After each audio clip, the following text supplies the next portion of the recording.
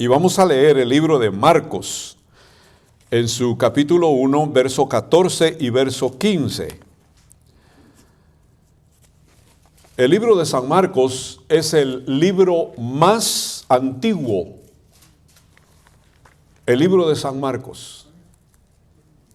Este libro de San Marcos en su tiempo tiene cierta comparación a los escritos del apóstol Pablo. Se cree que los escritos del apóstol Pablo comenzaron a escribirse en el año 2 después de la muerte de Jesucristo, después de la resurrección de Jesucristo. Pero San Marcos es uno de los libros más antiguos de la Sagrada Escritura. Y qué maravilloso que el Señor permitió que todos estos libros maravillosos fueran preservados para nuestra bendición. Gloria a Dios. Entonces voy a estar leyendo el libro de San Marcos en el capítulo 1, verso 14 y verso 15.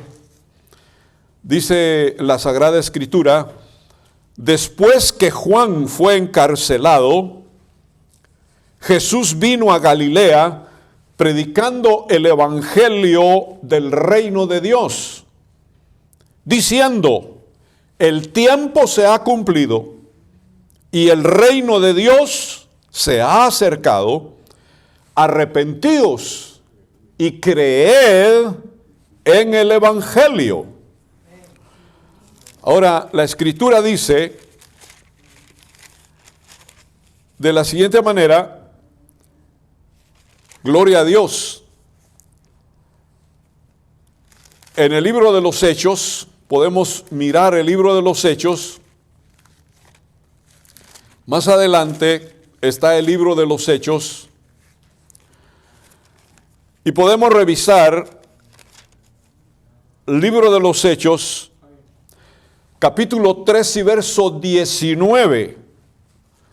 Dice: así que arrepentíos y convertíos, para que sean borrados vuestros pecados, para que venga de la presencia del Señor tiempos de refrigerio. Eso lo dijo el apóstol San Pablo en su mensaje, en uno de sus primeros mensajes. El apóstol San Pedro, en sus primeros mensajes. En esta mañana yo quiero enfatizar más que todo sobre la conversión. La conversión viene después del arrepentimiento. El arrepentimiento es un cambio de mentalidad.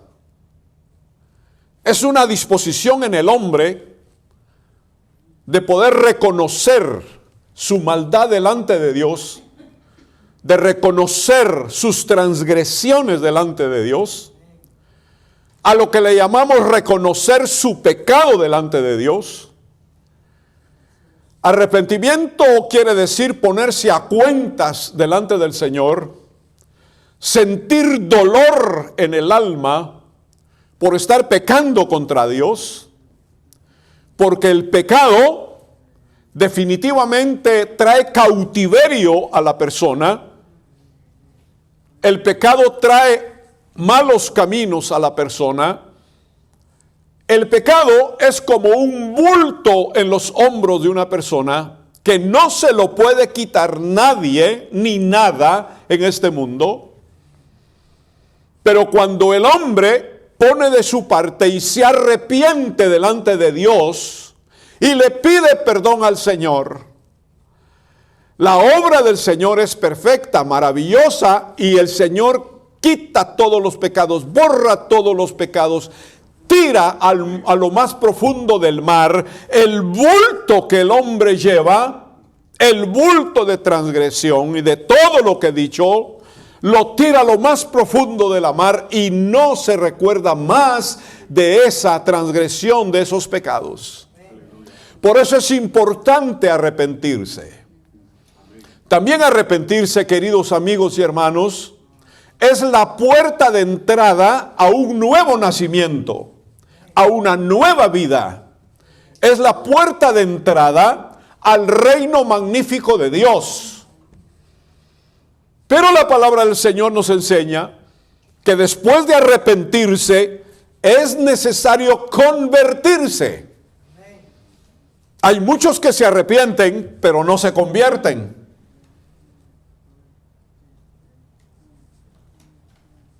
Y el que se arrepiente y se convierte, ya no peca. El libro de Primera de Juan dice, el que es engendrado de Dios, ya no peca. El pecado ya no tiene poder sobre nosotros. ¿Por qué? Porque nos hemos arrepentido de todo corazón y nos hemos convertido al Señor Jesucristo. El acto de conversión se representa por el verbo hebreo sub y el verbo griego epistropo, que quiere decir volver o retornarse. Eso es lo que significa conversión. En el Antiguo Testamento, en Jeremías capítulo 18 y verso 8, dice que conversión es vuelta al Señor abandonado. Jeremías 18, verso 8. Regreso al Señor abandonado. Dios es tan maravilloso, generoso, fiel y bondadoso, que recibe al hombre como venga.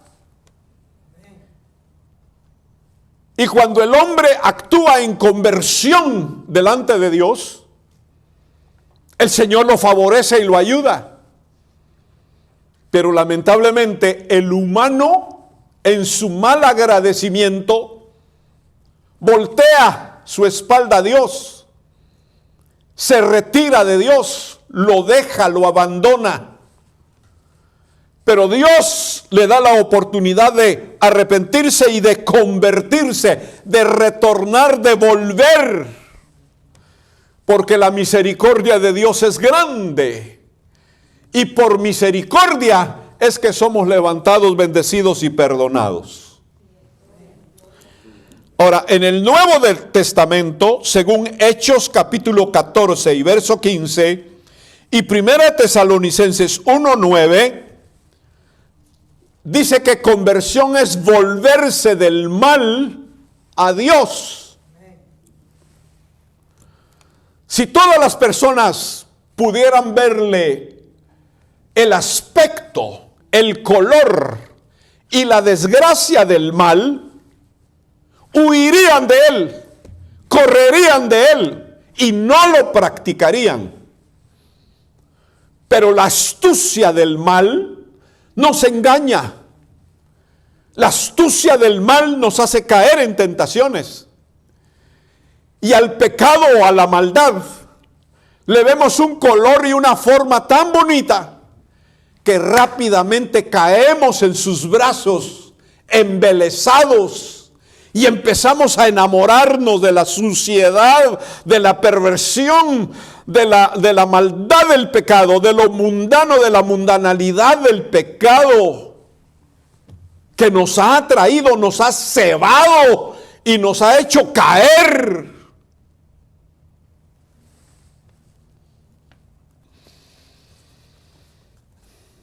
Pero Dios es poderoso para abrirnos los ojos.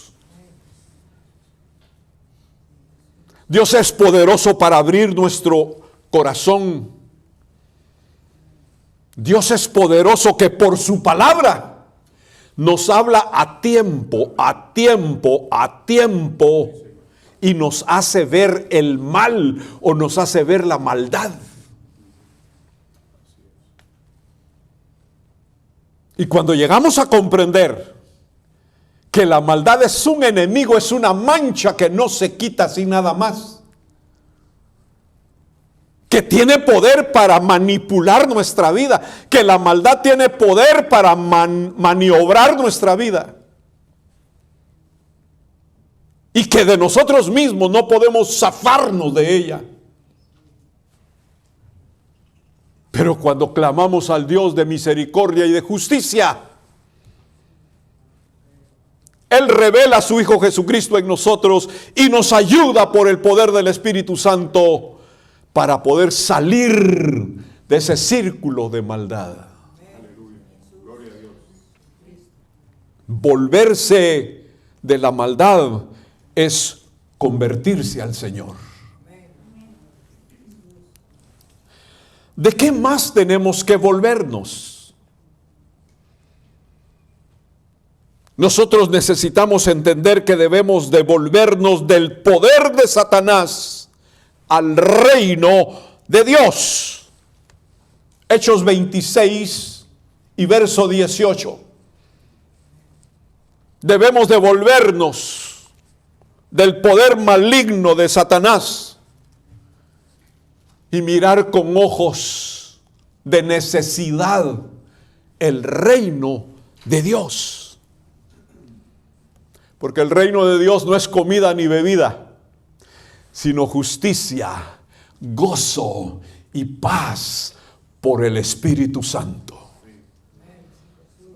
Convirtámonos de ese reino de tinieblas y entreguémonos a buscar el reino maravilloso de Dios. En segundo lugar, tenemos que volvernos de los ídolos a Dios. Primera de Tesalonicenses, capítulo 1 y verso 9 dice: ¿cómo os convertisteis de los ídolos a Dios? Si nosotros podemos leer el libro de los Salmos, el capítulo 15, nos da la descripción exacta de lo que son los ídolos. Dice que los ídolos son hechos por las manos de la gente, por las manos de los hombres. Son formados de madera, de yeso, de piedra, de metal. Y después de darles la forma, los empiezan a lijar o a prepararlos para poder pintarlos. Les pintan las cejas, las mejillas, les ponen ojos, les pintan el cuerpo y los visten, les hacen vestiduras a los ídolos. Pero la otra cosa que dice el Salmo 115 es que tienen pies y no andan, tienen manos y no pueden tocar, tienen ojos y no ven, tienen boca y no hablan. Los ídolos están inertes, no se mueven. Dice, los tienen que cargar para moverse de un lado para otro.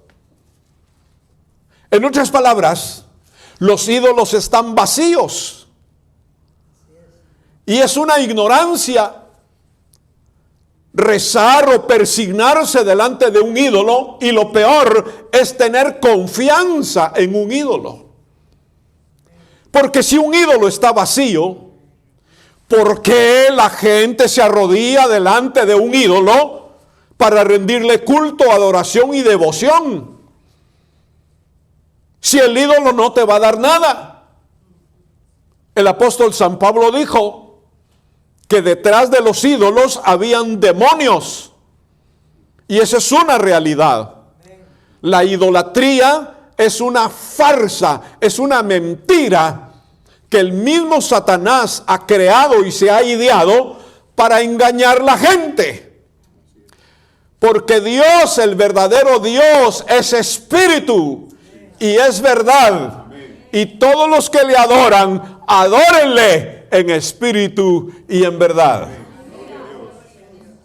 Así que hay que convertirse. Si a ti, amigo y amiga, te han enseñado la idolatría y todo lo que se refiere a la idolatría, salte de ahí. Ya no busques dioses muertos. Ya no busques dioses muertos. Cuando Jesucristo resucitó de entre los muertos y salió vivo de la tumba, los ángeles dijeron: no busquéis entre los muertos al que vive.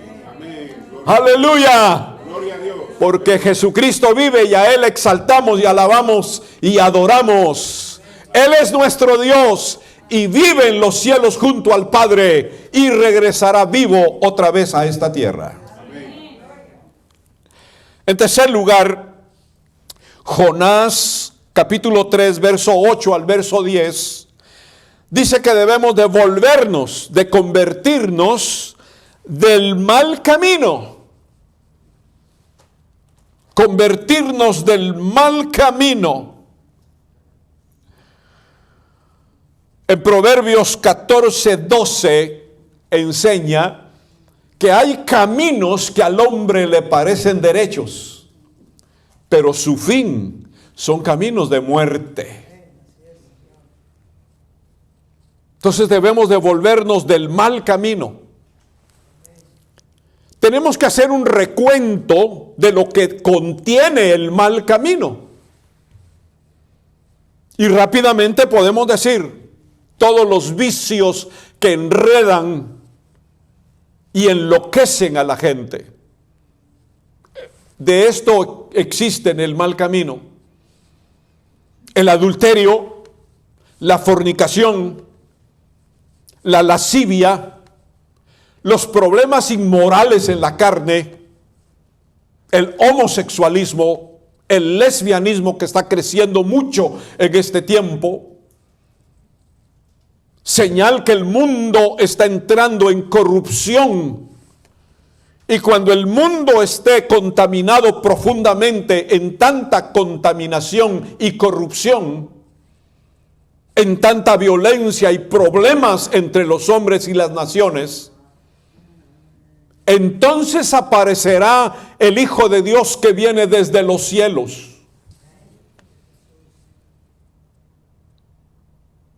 Cuando el mundo esté en una anarquía profunda, quiero decir que cuando el hombre quiera hacer lo que quiera a su manera y a su antojo, el Hijo de Dios aparecerá, porque Él es el Señor de toda justicia y de toda verdad. Cuando el mundo esté destruido mucho más por la mentalidad humana, por las manos humanas, por la conducta humana, mala conducta humana, por todas las cosas que los hombres están haciendo para destruirse unos con otros, entonces aparecerá el Hijo de Dios. Eso es lo que enseña la palabra. Mateo capítulo 24. Mateo 24 nos dice claramente las calamidades que vendrán a esta tierra, y esta tierra tendrá más desorden, más tinieblas y más problemas. Entonces aparecerá el Hijo de Dios. Bendito sea su santo nombre. Los caminos del hombre siempre han sido torcidos. Los caminos del hombre siempre han sido de mala conducta. Los caminos del hombre son engañosos. Dentro de los caminos humanos pueden haber fama, lujo, dinero, riquezas y muchas otras cosas más. Pero todo eso significa raíz de males.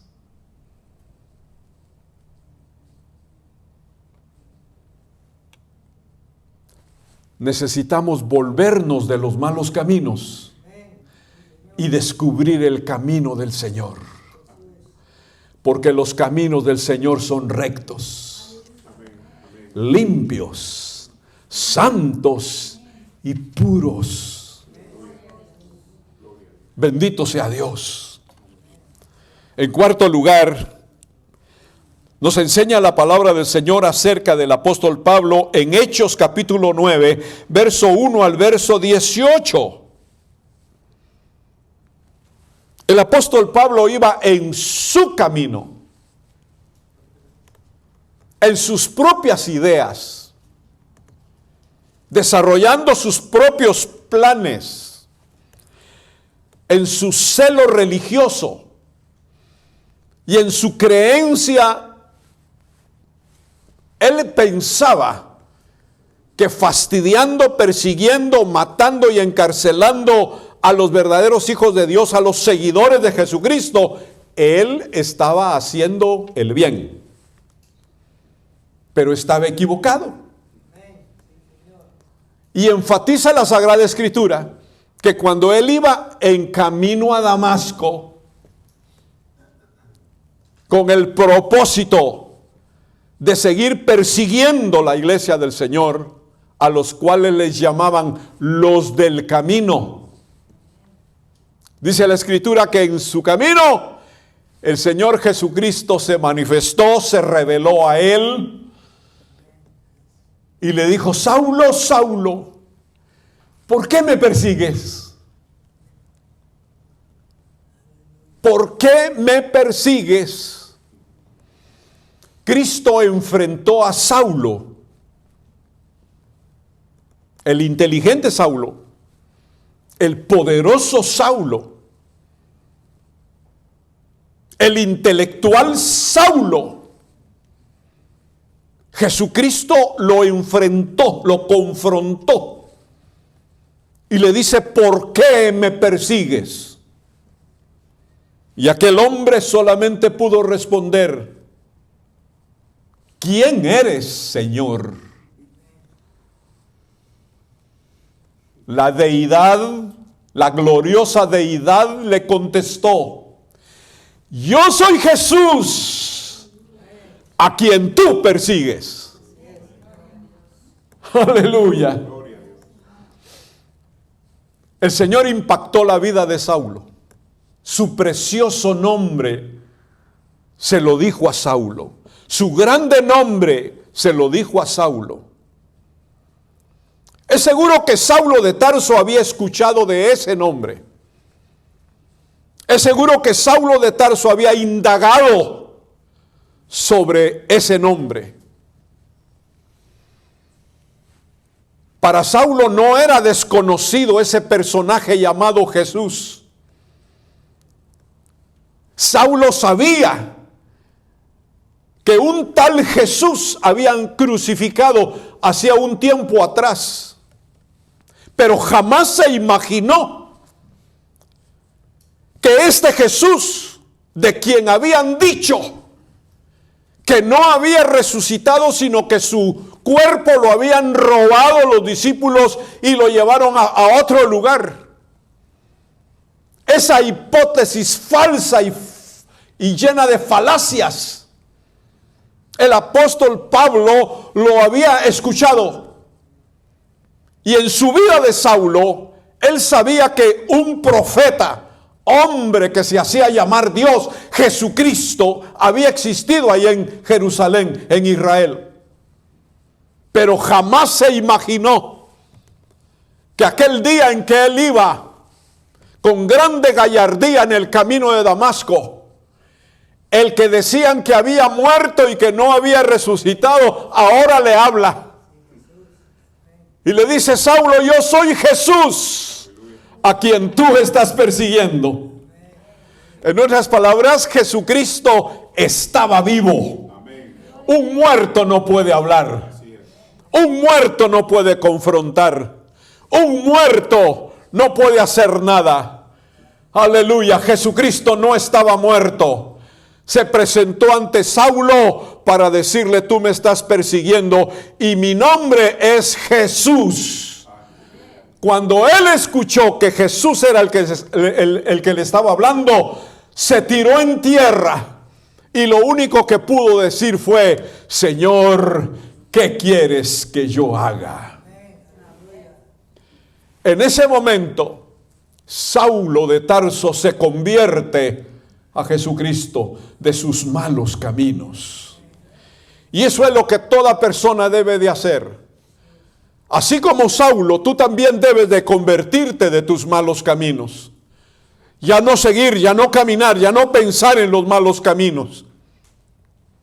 Permite que el Santo Hijo de Dios, el cual te está llamando a tiempo, tú le obedezcas y le digas: perdóname porque he caminado en camino de insolencia, en camino de rebeldía, en camino de incredulidad, pero me regreso, me vuelvo a ti.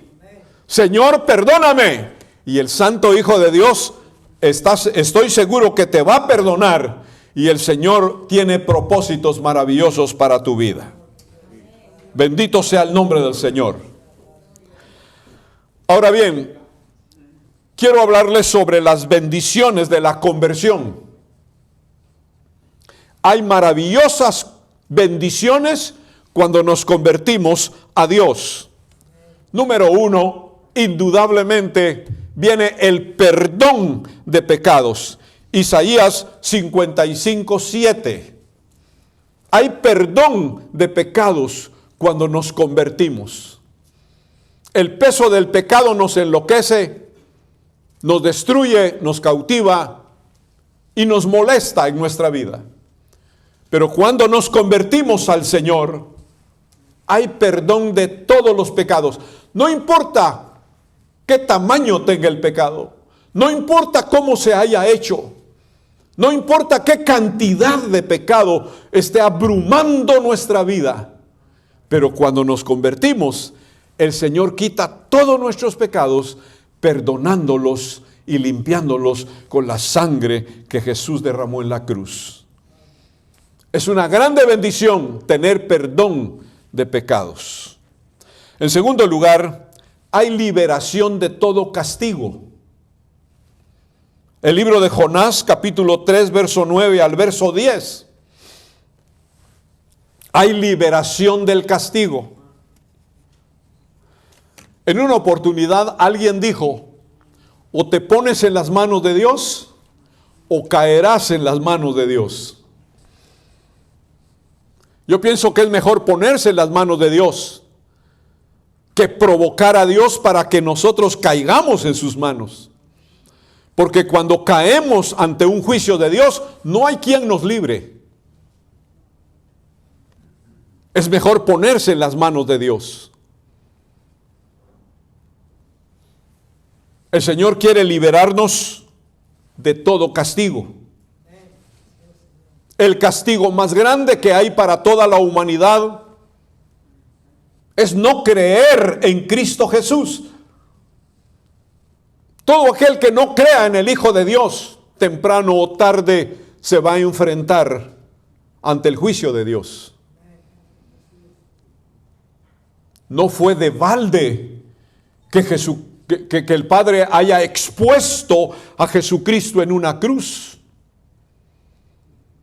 Lo que hizo Jesús en la cruz del Calvario fue un sacrificio de sufrimiento horrible, fuerte.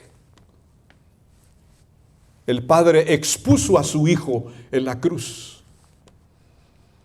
Y todo aquel que no lo reconozca, todo aquel que no se entregue a Jesucristo, todo aquel que no ame a Jesucristo, temprano o tarde, caerá en las manos de Dios. Librémonos de los castigos que vendrán, de esos castigos apocalípticos, de esos castigos futuros. Librémonos de ellos, convirtiéndonos a Jesucristo.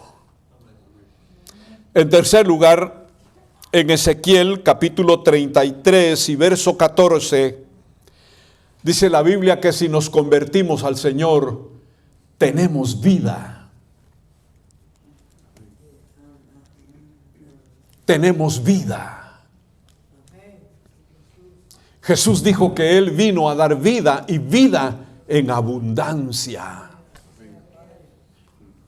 Por un momento pensemos ¿qué vida tenemos?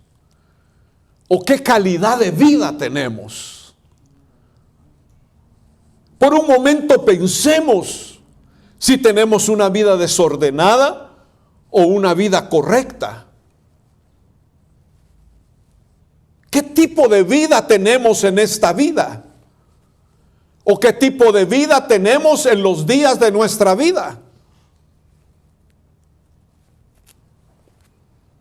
Hay tantas personas que a corta edad pierden la vida. Pero hay tantas personas que por la misericordia y la gracia de Dios en sus vidas tienen una vida larga.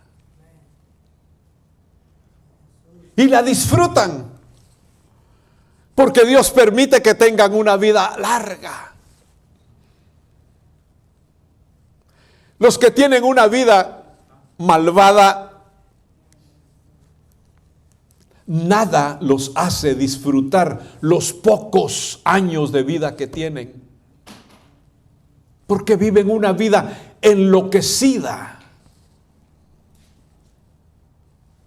Jesús dijo: yo he venido para dar vida y para dar vida en abundancia. Eso quiere decir que Jesucristo es el único que da vida de calidad. Vida con etiqueta. Aleluya. El enemigo, el diablo, no te puede dar vida buena. El pecado no tampoco te da vida buena. Te corrompe. Lo mundano no te da vida nueva o buena. Todo lo que hay en el mundo perecerá. Pero la vida en Cristo es la única vida con satisfacción al 100%. Aleluya. Aleluya. Bendito sea Dios.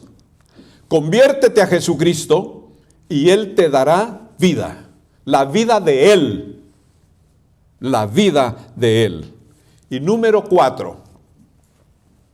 Otra de las bendiciones de la conversión a Jesús lo dice Hechos 16:34. Y eso es el gozo. Gozo quiere decir alegría. Gozo. Hechos 16:34. El hombre que vive en tinieblas, la persona que vive mal, la persona que no conoce a Jesús, siempre tendrá una vida triste. Siempre tendrá una vida triste. Aunque coma y beba, ¿de qué le sirve al hombre si granjea todo el mundo? Eso quiere decir si tiene paseos, riquezas, buenos carros, buenas casas, buenos hoteles, viajes y vacaciones y buenas cosas y buena ropa y cosas muy lindas que hay en esta tierra. Nada de eso podrá hacerle feliz. Nada. Hay tantas personas que tienen grandes riquezas y no pueden comer. Hay tantas personas que prueban los mejores vinos y las mejores bebidas, bebidas caras, botellas carísimas de bebidas importadas, pero todo eso no les hace feliz. Hay tantas personas que van al baile todas las semanas y tienen pareja diferentes todas las semanas. Pero después de todas esas fiestas y esas trasnochadas, no son felices. Hay tantos hombres que tienen muchas mujeres, pero no son felices. Y hay tantas mujeres que han tenido o tienen muchos hombres como la samaritana y no son felices. La verdadera felicidad y la única felicidad se encuentra encontrando a Jesucristo. Amén. Aleluya. Él quita de nosotros los errores, Él quita de nosotros los pecados, Él quita de nosotros la vida mala, Él quita de nosotros todo lo que nos estorba. Y Él pone en nuestro corazón felicidad verdadera. al convertirnos a Él. Si nos convertimos al Señor, tendremos el verdadero gozo, la verdadera felicidad, la verdadera alegría. Entonces sí vamos a tener una sonrisa positiva, una sonrisa real, una sonrisa clara, una sonrisa de amor, una sonrisa sincera. Aleluya, aleluya, porque solamente el Señor puede hacer al hombre feliz. En esta hora, conviértete a Jesucristo. Entrégate a Jesucristo. Te conviene entregarte al Señor Jesús, convertirte a Él, porque hay grandes bendiciones que el Señor quiere dar para tu vida. Aleluya. Gracias a Dios.